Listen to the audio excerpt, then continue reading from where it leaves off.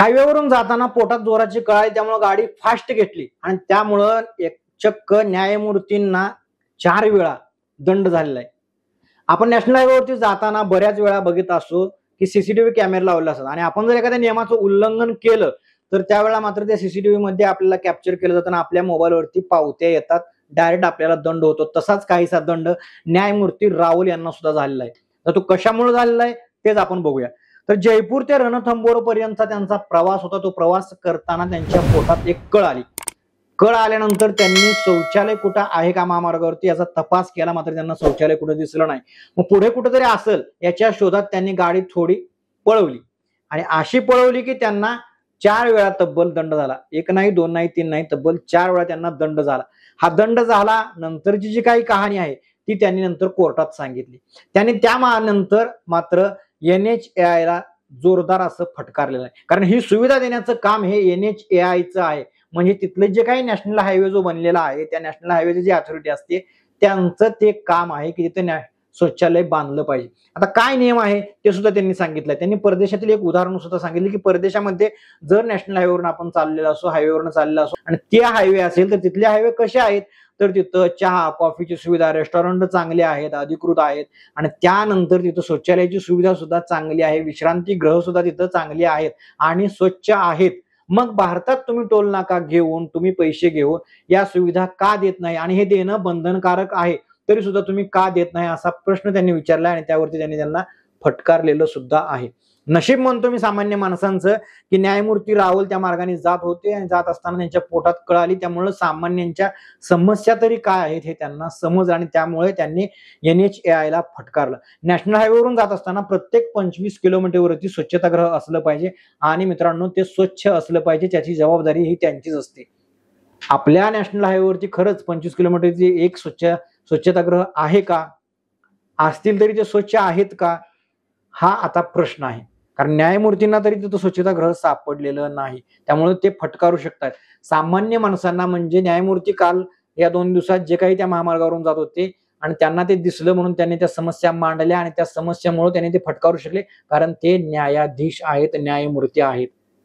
मग याच्या अगोदर तो हायवे कधीपासूनचा आहे तेव्हापासून ते न्यायमूर्ती जाऊपर्यंत तिथं ही सुविधा नाही. म्हणजे सामान्य जनतेला या समस्यांचा सामना किती वेळा करावा लागला असेल आणि ही सुविधा तिथं का दिली गेली नसेल. आणि ज्या वेळेला तिथं त्यांना टेंडर वगैरे दिलं जातं, हायवे बनवायला मोठमोठ्या कंपन्या असतात, मग पैशाचे व्यवहार असो किंवा कसंही त्यांना दिलं जातं आणि त्यानंतर मात्र मोठमोठे टोल नाके बसवले जातात आणि त्या टोल नाक्यामधून आपल्या खिशातून आपल्याला चांगली सुविधा देतात, आपल्याला चांगले रस्ते मिळावेत म्हणून आपल्या खिशातून आपण पैसे त्यांना देतो, टोल भरावा लागतो, पण तिथल्या सुविधा खरंच त्या पैशाच्या मानानं ते नॅशनल हायवे नियमात असलेल्या सुविधा तरी आपल्याला देते का, आता असं मोठं प्रश्नचिन्ह या निमित्तानं उभा राहिलेलं आहे. मग सामान्य माणसांना त्याचा त्रास त्याच्या अगोदर झालेला असेल, पण सामान्यांना किंमत देते तरी कोण हो. आणि त्यांनी जरी हा प्रश्न विचारला किंवा त्यांनी जरी ह्या समस्या आहेत म्हणून सांगितलं तरी त्या शंकेचं किंवा समस्येचं निरसन आतापर्यंत तरी झालेलं आहे का.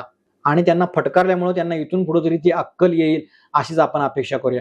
कारण आता फक्त त्यांनी फटकारून जमणार नाही, तर या सुविधा संपूर्ण भारतात नॅशनल हायवेवरती आहेत का याची चौकशी कोण करते आणि त्या जर नसतील तर त्यांना दंड ठोठावला जातोय का याची चौकशी कोण करते. मग का चौकशी यांची होत नाही का, एकदा यांना रस्त्याचं टेंडर दिलं किंवा यांना एकदा टोल नाका दिला याच्यावरच्या सुविधा यांचं देणं कर्तव्य आहे, याच्या कर्तव्याची त्यांना जाणीव करून कोण देणारा अधिकारी असतोय का किंवा नेमलाय का, याच्यावरती काही कारण केलेली आहेत का किंवा असे नसतील तर त्यांना दंड होतोय का, याची चौकशी खरंच होते का, हा प्रश्न आता आहे आणि या निमित्तानं तो आलेला आहे.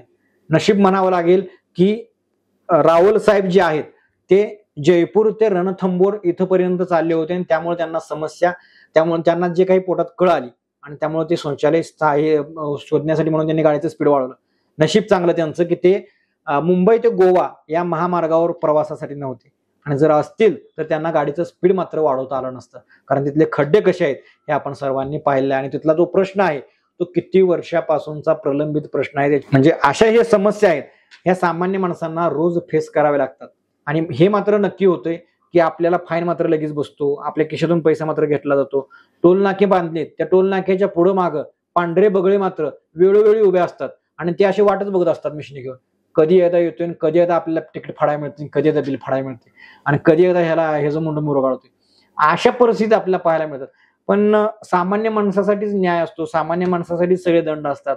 पण खरंच ह्या ज्या काही चुका होतात एवढ्या मोठ्या कंपनीकडून अशा अशा समस्या, या समस्या निवारण करण्यासाठी, आपल्या जनतेला चांगल्या सुविधा देण्यासाठी प्रशासन असते, पण त्या सुविधा जर जनतेला मिळत नसतील तर त्यांच्यासाठी काही दंड आहे का? त्यांना कधी दंड मारणार आहात का? किंवा या सुविधा आहेत, या सुविधा आहेत हे तरी सामान्य जनतेला तुम्ही सांगताय का?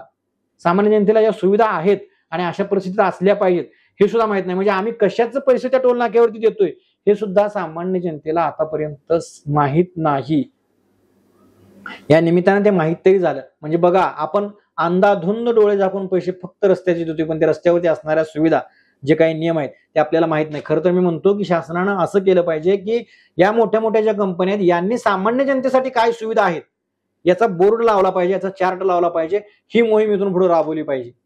खरं ही गरजेची आहे, कारण सामान्य जनतेचे जे काही अधिकार आहेत ते सामान्य जनतेला माहितीच नाही. सामान्य जनता मात्र कर, टॅक्स, टोल नाके वगैरे भरतच चालले. त्या पैशाची त्यांना सुविधा तरी मिळते का, हा प्रश्न आहे. तर मित्रांनो, जाऊ द्या, तो प्रश्न त्यांचा आहे. आपण इथून पुढे जागृती करण्याचं काम नक्कीच या चॅनलच्या माध्यमातून करणार आहोत. आणि जर इथून ह्या महामार्गावरती जाताना या सुविधा वगैरे नाहीत किंवा अशा समस्यांशी तुम्हाला काही सामना करावा लागत असेल तर ते कमेंटमध्ये आवर्जून सांगा. आणि हा व्हिडिओ आवडल्यास व्हिडिओला लाईक करा आणि आपल्या मित्रांना सुद्धा पाठवा. परत भेटू असाच एक माहितीपूर्ण व्हिडिओ घेऊन. तोपर्यंत पाहत रहा सागर हिट्स हा चॅनल. धन्यवाद.